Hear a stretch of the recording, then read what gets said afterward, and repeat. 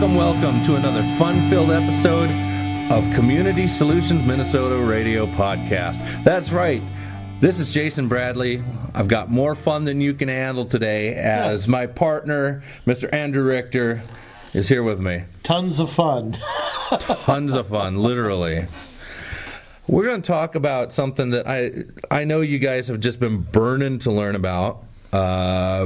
Today it's the County's Transit Improvement Board, or the CTIB. Oh, sizzling stuff, I'll tell you. Wow, fantastic. So this is amazing stuff. You can find their website at mnrides.org. Not that you'll find much on it, because there's really not a lot there. Not really. Like we've said before, whoever does their news site, I think, died a few years ago because there's been no transit news since 2013 to report. So that guy either got laid off, fired, died, whatever, got a second wife. I don't know what happened. That person's gone. They've been in the news a lot lately. If you're not bored enough to listen to some of this stuff, as they may dissolve, from what I hear, with Dakota County's withdrawal and that kind of stuff. But CTIB, dissolving it doesn't necessarily mean a transit tax is going away. Of course not. Well, of course not. Government doesn't reduce. No. They just shape-shift. Yeah, it's kind of like a bad teacher. Just send them to another school, or a priest that gets caught with altar boys, you just send them somewhere else. It's government just gets, it's just the beast finds a way to grab your wallet no matter what. Well, why don't we start out before we get into that and see if them going away is a good thing or not? Because, less government, you'd think that's a good thing. But before we talk about that, let's go over the history of the CTIB a little bit. Okay, well, the CTIB, as you know, is still not that old. It actually was created in 2008 by an act of the legislature. The legislature wanted originally the original conception of this was it'd be a transportation and transit, that this would fund both. The bill originally was House File 2800 in the 2007-2008 legislature, so about 10 years ago. The proponents wanted a $1 sales tax in the 7-county metro. That's what they wanted. They then reduced it to 50 cents. That's the bill that got to the governor's desk, which Governor Palente at the time vetoed. That called for a 50-cent increase in the 7 counties, which the 7 counties would then have to approve and join this board. Right. It took dropping it to a quarter to override the governor's veto. So basically what this did was it set up, and then each county had to enact the tax. They had to vote on that separately and join this, and 2 counties decided not to, Scott County and Washington County. Carver County. Yep. Yeah, Washington County's in. And so now that doesn't mean that they don't get any transit. That means that they don't pay the tax and they don't get any say as to where the transit dollars go. So this created this board, and they have an executive committee, which is made up from each of the 5 counties. And then they have a board that's bigger than that. I think it's 2 people from every county. The Met Council chair, Adam Dunnick, he has a seat there. And they basically direct this quarter-cent tax. They also have some bonding authority, so they can deficit spend, and it's almost like tax increment financing or lease revenue bonding. They leverage the bonds against future projects. Right. Which is another government scam. Mm-hmm. So they've been managing that quarter-cent transit tax for the past 9 years now. And there's a big hubbub with Dakota County's intent to withdraw. You have to give a 3-year notice to do this. Yeah. So even though they're withdrawing, technically they're still a member till the end of 2019.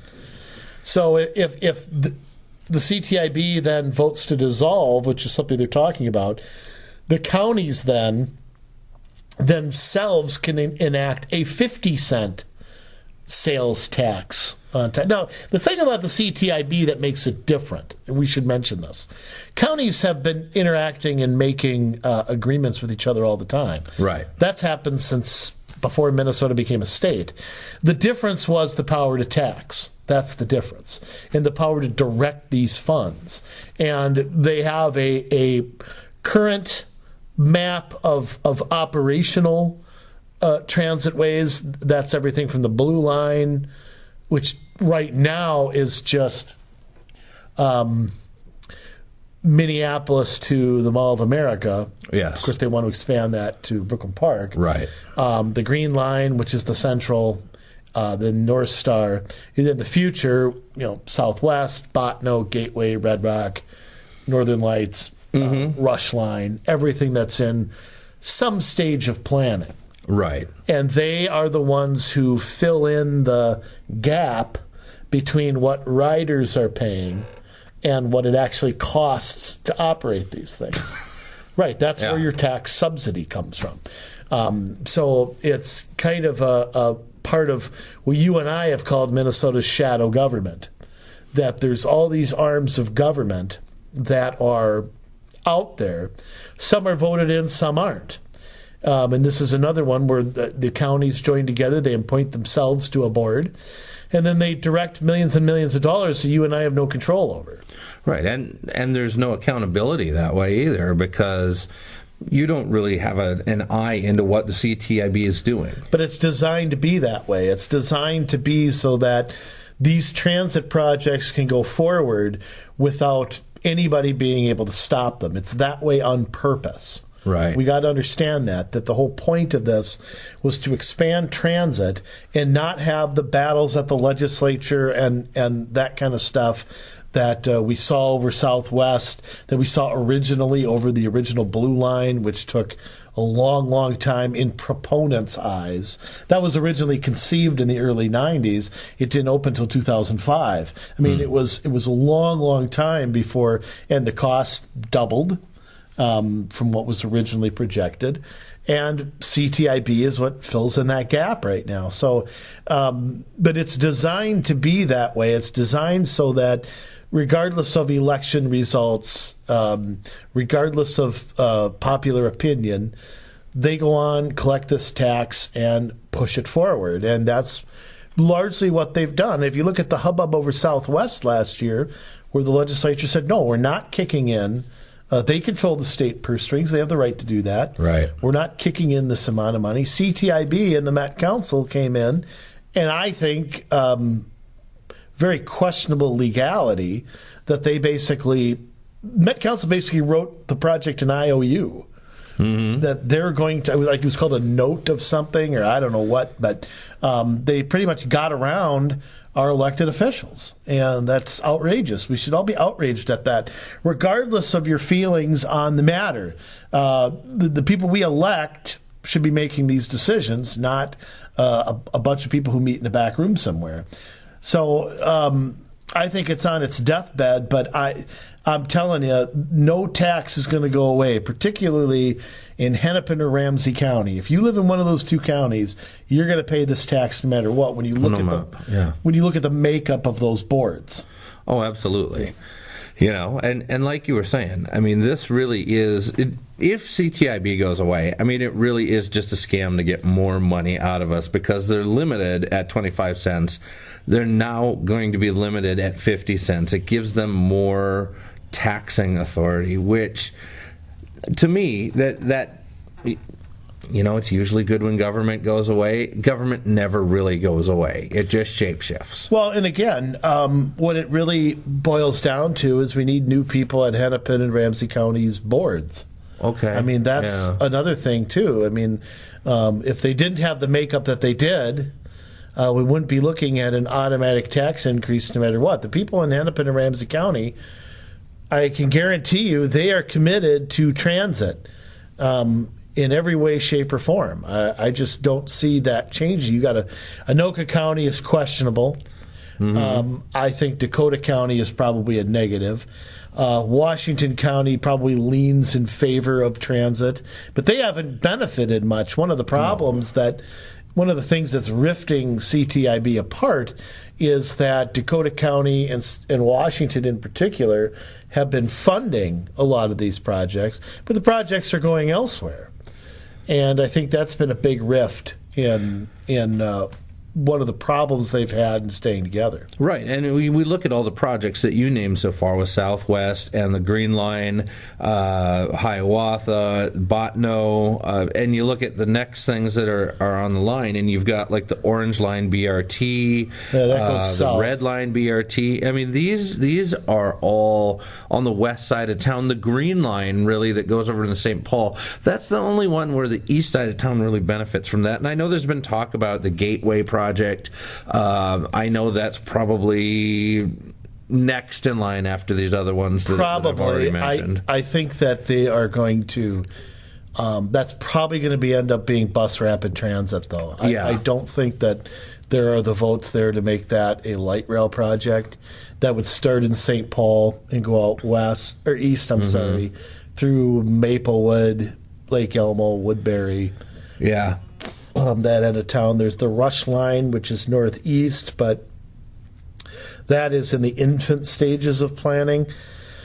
Red Rock is as well. I mean, that's supposed to go down. There's supposed to be a route down Roberts Street, I think, that is also in the planning down to Invergrove Heights. But I mean, this is stuff that's going to take 25 years to go through, and part of that is because they have to do it. To get the free money from the FTA or from the state, there's environmental impact study and all that kind of stuff that they've got to go through, which is probably good in a way because it slows down these projects. Right. It gives opposition or the city's time to pick this apart. Again, though, ultimately they're not the decision makers. Ultimately, as we've seen with Southwest, the Met Council and CTIB can take a project by the horns and do it anyway. And I think that's dangerous. And I think it's a part of this that just has not been talked about enough, is what kind of power that these groups have and these stakeholder governments, as we like to call them. It's dangerous to take unelected government and give them so much power. But again, the fault lies with the legislature and the governor. Ultimately, that's where are the bills to reduce the Met Council right now in the legislature? Why are we waiting on CTIB to dissolve? Why doesn't the legislature dissolve it? Where is it? They could do it with a stroke of a pen and a few committee meetings. They absolutely could. And I don't know that the governor would go along with it, but you could use it as a negotiation tool. You want to keep your CTIB, okay, you're going to do these three things. We're not giving you a budget. I mean, it's a way to play a hammer, and at minimum, they could reduce authority. And I think that maybe that's the place to start, knowing that the governor probably is not going. And I don't think there's the votes to override. I still think that a group of Republicans and outstate Democrats could override a governor's veto if they would get together. But it just seems that the partisanship. I don't know what benefit if I'm a DFLer in Grand Rapids or Bemidji or Worthington. I don't know why it's okay to see my tax dollars taken and spent on the Met Council when you're not getting any service for it. Yeah, exactly. It boggles the mind. The only thing I could think of is it's just ideology. They just don't care about representing their area. They've traded, you're going to get funding for your water project in Pequot Lakes if you fund my light rail over here. And I think that's what's probably going on. That's a lot of it, yeah. Trade-offs. We get light rail. They get the Jim Oberstar bike path from Grand Portage over to War Road, or something. They get reelected is what they get. Yeah. Exactly. So really, as we look through this, I mean, the larger problem is that this state and every other state is funding regional planning bodies, and whether that's the CTIB or whether that is the Met Council or whether it's some of our outstate regional planning bodies, that we have larger groups of elected people and unelected people coming together to make decisions in an unaccountable manner. and then they disseminate it to the elected bodies who have already been kind of on the ins with this, and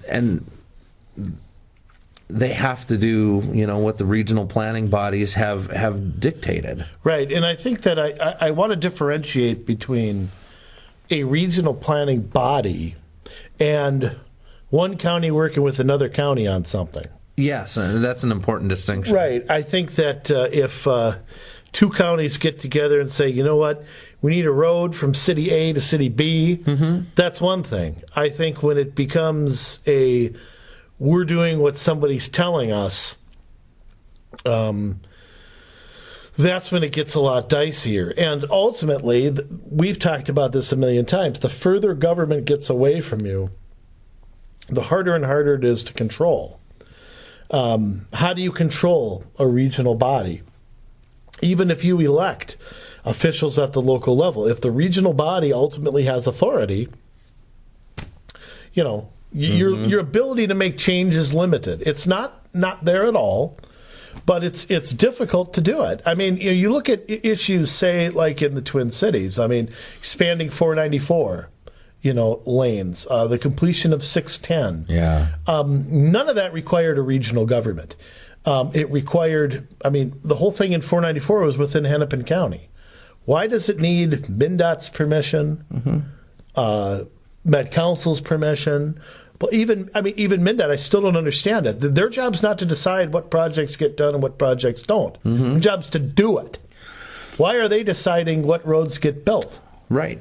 No. We want capacity. You go out there and make it happen. You don't decide that everything's done. 610 required Anoka County because that goes up into Coon Rapids and over in that area. Yeah. And that did require some of that. But again, I don't understand why these things need a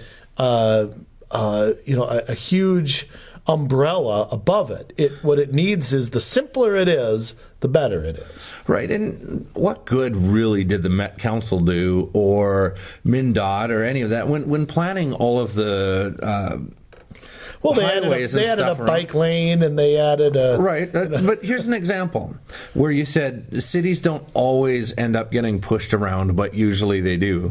When they rebuilt Highway 100 and they took out all the lights and they raised the bridges, St. Louis Park put their foot down and said, And they didn't put in the new bridges right away. Now they're doing it. They just took care of that within the last few years. But originally they decided, we're going to keep our old bridges. We're not going to expand the roadway. And they won that fight. Right. And what good was the Met Council to that project if you're looking at it from a standpoint of, we have this brand new, fantastic highway with high bridges, no stoplights, No, still in St. Louis Park, they held on to what they want, which I think is great. And I'm not saying that as a negative to St. Louis Park. I'm saying that cities should be able to make that decision. But if they had got together with Edina and Golden Valley on either side of them and actually, hashed it out among themselves, they may have come to a different decision right away. True, and you think about it as a state highway. So the Met Council really, what business was it of theirs in the beginning? It's not Metro Transit. It's not anything that's really under their umbrella. Right. MnDOT has some say because they have to do the work. Right. But ultimately that, and maybe Hennepin County with it too. Hennepin County would have had an interest in it. Yeah. But St. Louis Park, if I understand it right, was probably worried about their businesses, homes being taken away. There were some gas stations that were removed. And it's kind of, it's big change over here. And just because it's part of your master plan doesn't mean the residents want it or the county. I think they held out as long as they could. I'm sure they got bullied behind the scenes to comport with the program. Right. I'm sure there was a lot of that put on there. I feel bad for them, too. And ultimately, it led to 2 years of heck down south of 394 there. It was pretty bad for a while. And now they're going through it on 169 on the other side. In 169, they're rebuilding the same amount of lanes. I don't understand it. Not going to get any better. It's already a parking lot. But MnDOT has decided they don't want to build roads anymore. They've publicly said that inside the 7 County Metro were built out. They're going to force they've jumped into the transit bandwagon as well. Even though the public wants capacity, the politicians want that, the planners and the unelected folks are going to push transit till they turn purple. Mm-hmm. So looking at the CTIB then, and if it goes away, we've got then individual counties, and that'll be deciding these things, and it will be negative in the fact that the sales tax can double. But I think maybe there's a plus side, though, in accountability. And keep in mind, the 50 cent would be transportation and transit. Right. The CTIB is a dedicated transit tax. Yeah. Now, I don't think that 50 cents would be. I think they could spend it on roads. But they're not going to. No, of course not. No. They've already got their money for roads. And, the state and the feds, and there's municipal roads and all that. I think they are. I think, though, you're right, in the long run, it is better. And like I said before, and we said, nothing prevents them from working with another county. Mm-hmm. Nothing prevents Hennepin. I mean, nothing prevents Anoka and Hennepin County from doing something. The difference is this indefinite transit tax that's thrown in a pot and spent wherever 10 people think it should be spent is going to end. So I think CTIB ending in the long run is the right decision. In the short run, for people who live like you and I, who live in Hennepin County, probably not so great. Right. So that's the long and the short. But pay attention, because I think it will end. I mean, I don't know that it can. I think they all have to vote to dissolve. I don't think there can be a holdout. Dakota County is still a member, and they have put in far more than they've gotten out of it, which is probably good for them in a way, because they're not burdened with all the transit and the indefinite expense that comes with it. Right. But I think it's going to be a messy divorce. I don't think it's going to be. I don't think it's going to be quick and easy and painless. No, it probably will not be. So, I guess as we look at this, I mean, and this isn't a unique problem here. I mean, we see these things throughout all of the metro areas within the United States, but not only that, but even in some of the rural areas of Minnesota, where they're talking transit, where they're talking about. Yeah, a lot of what they're talking about with railways is freight, but they're not ruling out necessarily commuter rail. They're definitely looking at ways to incorporate busing or other forms of transportation to be able to get people around in rural Minnesota as well. And while they may not have a CTIB that is orchestrating all of that, it doesn't make that problem any less real in outstate Minnesota. No, I mean, the death of rural America is being instituted. And if anything, in this last election last year, I mean, you saw the difference between rural and urban voting, where it's almost like two separate countries now. Yeah. And but the unelected government is infiltrating everywhere, and the same policies are being pushed everywhere. And we've talked about this a million times. You drive up north, and you see a complete street in a city, 30 minutes from Canada. I was in Orr, Minnesota a few years ago, up by the border. They were promoting car-free living at their city hall. So I drove by, I had to go to the bathroom, and I stopped in there. Car-free living. Now, you're dealing with in an area where your nearest neighbor is 10 miles away. There's no way you're going to get transit there. There's no way you're going to get busing or anything like that. You can't do anything without a vehicle. It's just a way of life. And, I mean, look at a huge source of revenue for Orr is Pelican Lake. Yeah. So what happens when you have car-free living and you can't bring your boat to the lake? You can't go camping at a campground somewhere around Pelican Lake. I'm sorry, but it's just not acceptable. Yeah, the entire economies of a lot of small towns up north are based on vacation time. It's based on fishing, it's based on hunting, it's based on snowmobiling. Yep. And people have to be able to get there, and they're not going to get there by walking and biking. And I, for one, don't understand it. I mean, the only thing I could think of in my mind if I had to have an answer is these places are looking for free money. Mm-hmm. They're looking for somebody to come in and pave something that they don't want to pave. They're looking for somebody to come in and build something they don't want to build, and nothing else makes any sense. When you've got a 7-month snowmobile season and a 4-month bike riding season, it doesn't make much sense to put in bike lanes on your roads. That's true. But, you bring up a good point there, is that cars seem to be the enemy of government at this point. But yet, and being a northern Minnesota boy myself, I understand fully. You're not taking away my four-wheeler. You're not taking away my snowmobile. You're not taking away my boat. You're not taking...